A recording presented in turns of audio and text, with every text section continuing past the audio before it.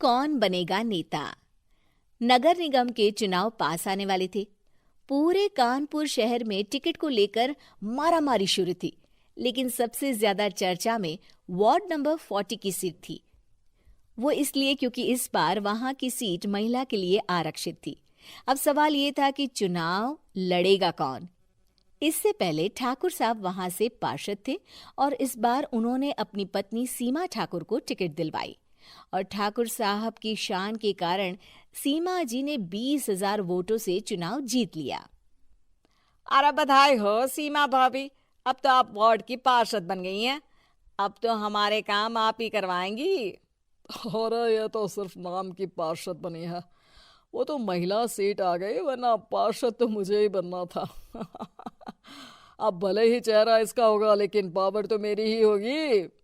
अरे वाह भाई साहब, क्या दिमाग लगाया है आपने भी। आइए आप लोग, खाना लगा दिया है सबके लिए। सीमा जी पार्षद बन चुकी थीं, फिर भी उनकी एक ना चलती। सारे काम ठाकुर साहब खुद ही संभाल लेते और जहां जरूरत पड़ती वहां सीमा जी का अंगूठा लगवा लेते। सीमा जी ज्यादा पढ़ी लिखी भी नहीं थी। एक दिन ठाकुर साहब और सीमा एक प्रोग्राम में जाते हैं। अरे ठाकुर साहब, आप आ गए। ओहो, पार्षद मैडम भी आ गई हैं। स्वागत है आप दोनों का।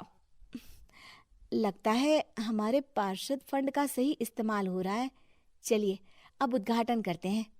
ये लीजिए ठाकुर साहब कैची, आप ही सबसे पहले प्रवेश कीजिए। सब लोग आगे निकल जाते हैं और सीमा जी पार्षद होने के बावजूद भी पीछे खड़ी रह जाती हैं।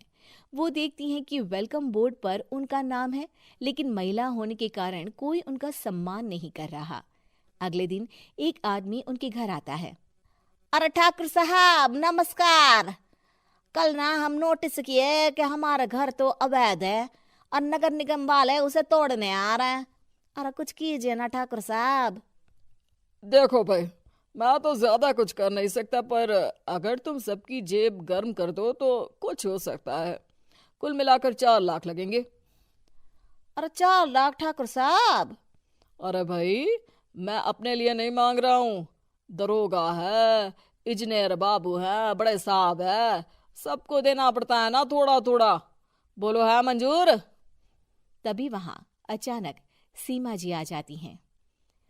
अरे ये आप क्या कर रहे हैं? पहले इन्हीं लोगों से तो आपने वोट मांगे, अब इनसे ही पैसे ले रहे हो। अरे चुप रहो तुम, तुम्हारा काम है सिर्फ अंगूठा लगाना, तुम वही किया करो। मुझे दूसरे काम तुम मत सिखाओ, समझी? और तुम ना जाओ, अब पैसे लेकर आओ, वरना जेसीबी किसी भी वक्त आती होगी। सब कुछ ऐसे ही चलते रहता है। एक दिन सीमा जी और ठाकुर साहब को एक लोकल मीटिंग में बुलाया जाता है। वहां पर कई और अधिकारी लोग भी मौजूद रहते हैं।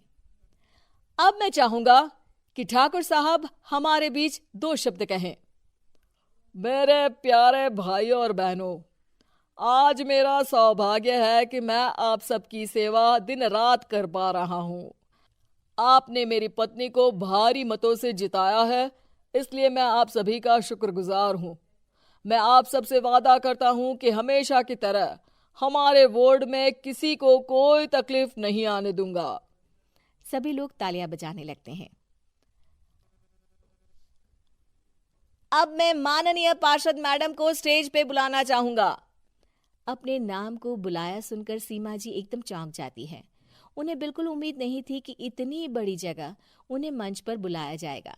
जैसे तैसे वो मंच पर चढ़ती हैं। ऊपर जाते ही सीमा जी को सारी पुरानी बातें याद आ जाती हैं कि किस तरह उनके पति उन्हें कभी भी आगे बढ़ने नहीं देते और उनके नाम से गलत काम करते हैं। वो बोलने लगती हैं। मैं आपके वार्ड की पार्षद सीमा हूं। आप में से बहुत कम लोग ही मुझे जानते होंगे, क्योंकि इससे पहले मुझे कभी ऐसा मौका ही नहीं मिला।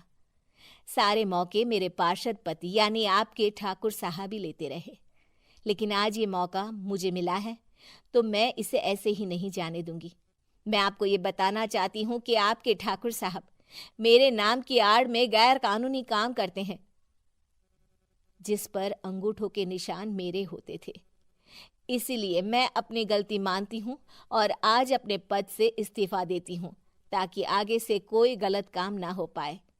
अब फैसला आप सबके हाथ में है कि आप हमें क्या सजा देना चाहते हैं। सीमा जी की बातें सुनकर ठाकुर साहब के चेहरे का रंग उड़ जाता है और वो शर्म से मुंह नीचा करके वहां से चले जाते हैं और पद से इस्तीफा देकर ही सही सीमा जी अपने आप में आत्मविश्वास महसूस करती हैं।